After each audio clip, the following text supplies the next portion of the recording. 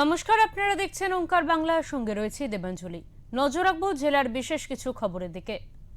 বিধানসভায় সই জালিয়াতি কাণ্ডে রবি বাসরীয় দিনেও তৎপর রাজ্য তদন্তকারী সংস্থা বা সিআইডি।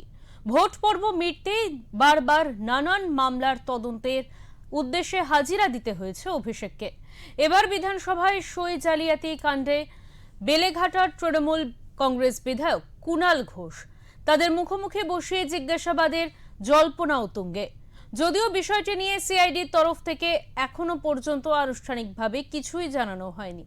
ভবানী ভবন সূত্রে খবর, বিধানসভায় বিরোধী দলনেতা নির্বাচনের প্রক্রিয়াকে কেন্দ্র করে যে দলীয় বৈঠক অনুষ্ঠিত হয়েছিল সেই বৈঠকে উপস্থিত ছিলেন কুণাল ঘোষ। তদন্তকারীরা জানতে চাইছেন ওই বৈঠকে কি আলোচনা হয়েছিল, সংশ্লিষ্ট নথিপত্র কিভাবে প্রস্তুত করা হয়েছিল এবং পরবর্তীতে বিতর্কিত রেজলিউশন সংক্রান্ত বিষয়গুলিতে কারা যুক্ত ছিলেন।